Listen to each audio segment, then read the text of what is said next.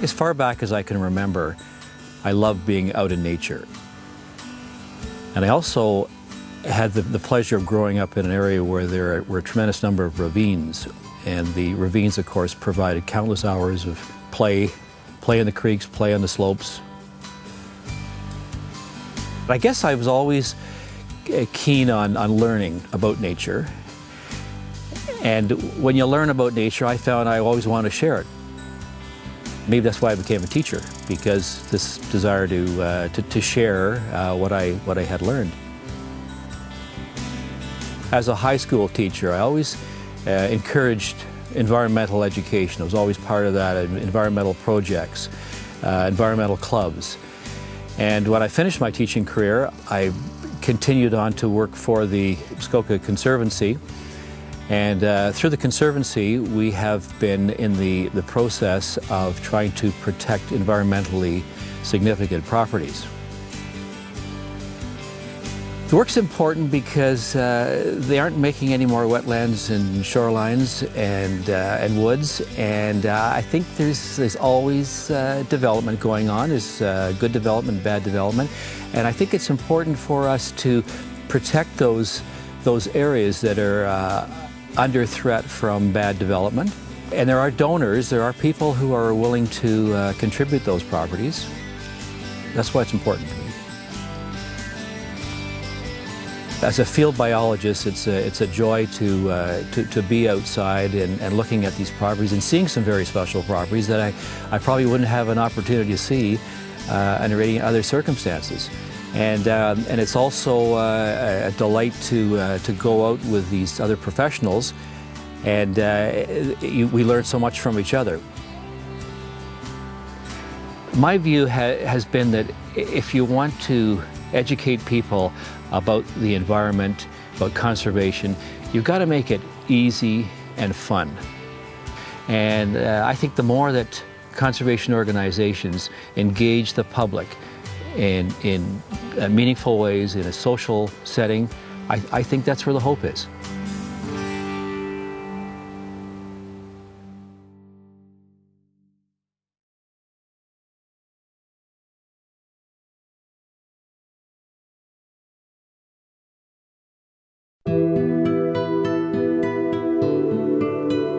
Well, I'm basically a science teacher, and biology, physics, chemistry, computer science, electronics.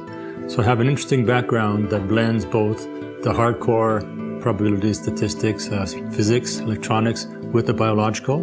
And it turned out to be a very special mix that allowed us to do wonderful things, contributing greatly to the environment with students of all levels from both university all the way down to early high school.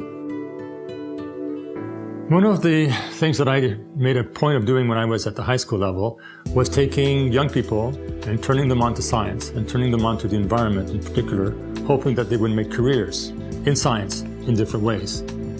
So I spent well over a decade getting contracts and hiring the best science people from across the city to do scientific projects and contributing to the environment. In order to survive change, we need richness in the ecosystem, both genetically, and we need species richness. If we look across this planet, we see that biodiversity is disappearing. In fact, many scientists tell us that we are living another great period of extinction. And if we are going to undergo planetary changes that we have to adapt to, then we need ecosystem richness, both genetic diversity and species richness. And I just don't see it. It's hard to keep it. I'm working very hard to try and do what I can. But remember that I'm only really the front man for hundreds of other people that I work with. A person that contributes to the environment is a very happy person. A person that is able to rejoice in the success of others will be happy forever. A person that only rejoices in its own accomplishments will not rejoice very often and will not be happy very often. So if you can join a collective force and improve in some minor or major way the environment in which you live, then you have made a contribution that will make you proud, that will introduce you to a sector of our community that is filled with wonderful, wonderful people. People that are willing to give and not only receive. People that are willing to work for others and not just work for themselves. And it will create, I think, as it has for me, a much richer life than it would be had I not been involved with all these wonderful people, working together with these wonderful people, trying to make our community a better and richer place.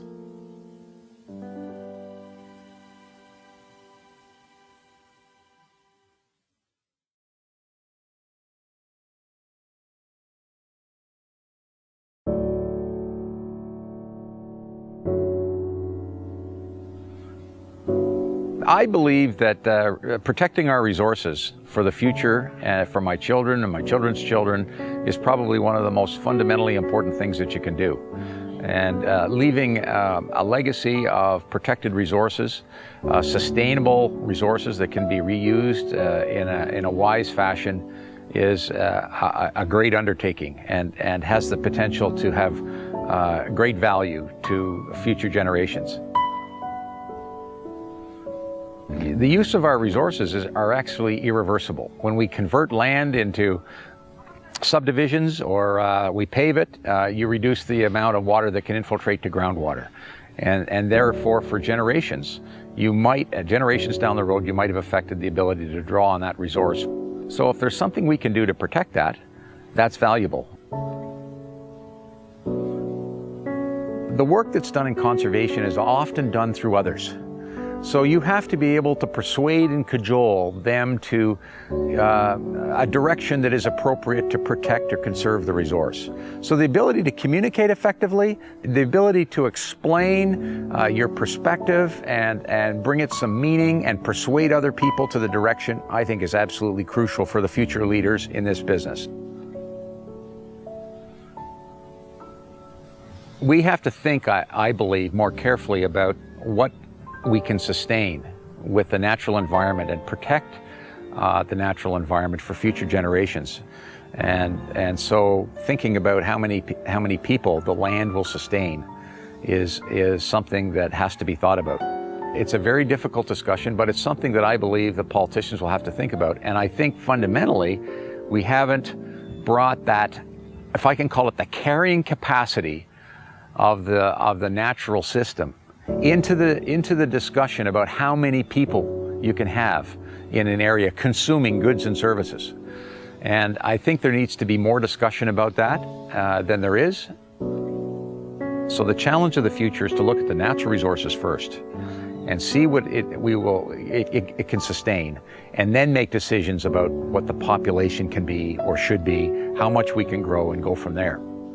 So how much can Canada accommodate in terms of population? We have to look at that. And how much can we grow for our population? Are we sustaining, are we reusing water appropriately? And I think all of that is possible, but I think there needs to be more thinking done about it.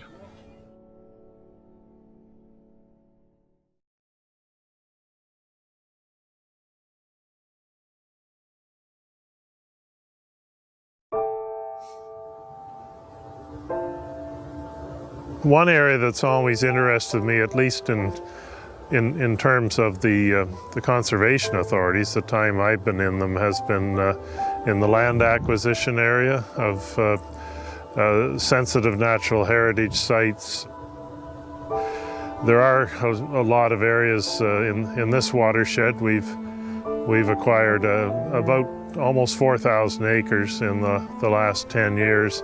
And some of these lands, the only way you're really going to protect them, they're very sensitive, is to put them in public ownership and public care.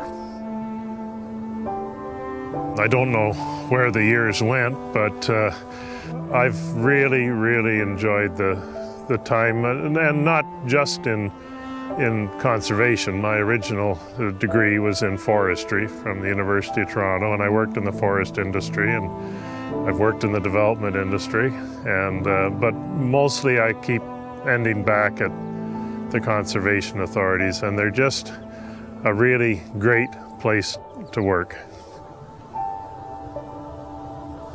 Well, the secret, I think, to whatever success you have at the level that I've worked at for quite a few years is you have to know what it is you want to accomplish, but then the secret really is to go out and get really good people, explain to them what it is you want to see happen, and then leave them alone as much as possible to let them do it. Good people are the absolute foundation.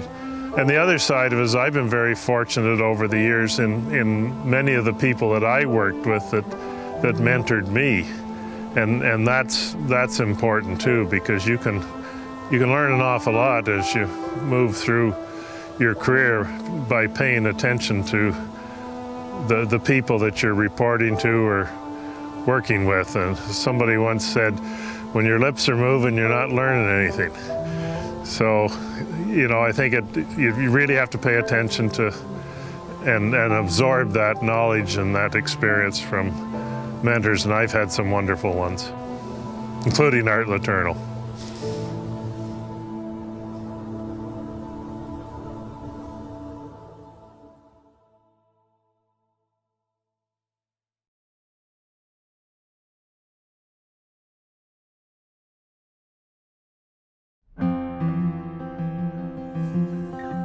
I've been a very fortunate person throughout my life.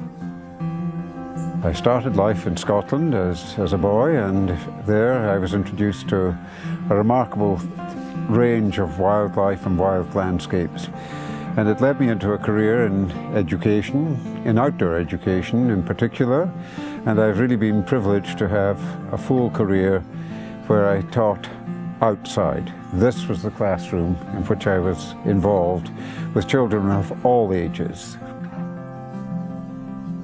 Over the past years, since I've retired for the second time, the first was from teaching, then the second one from active worldwide guiding, I've been doing talks and lectures, and so I've created a series on birds in our lives. Birds are the key to opening the doors and the windows that speak to the ecology which they are part of. And this has been the fascination to me, is the way in which we live in a world that is not just a simple concrete and a pipeline of water, but a living, integrated whole that is unique in terms of our experience. So they play a major part, and a very, to me, important part. They're living things that are supported by the planet in the same way we are, but it's the mystery, the magic of what life is, and the fact that it takes us beyond ourselves. I'm an optimist, a pessimistic optimist. Certainly I see a lot of problems, but I also see that evolution is an ongoing process.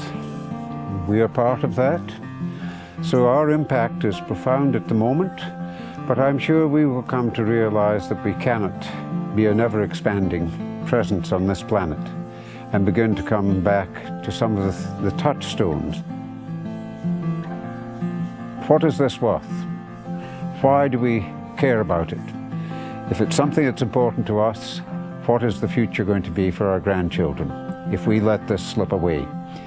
And that's a message I do try to get across always.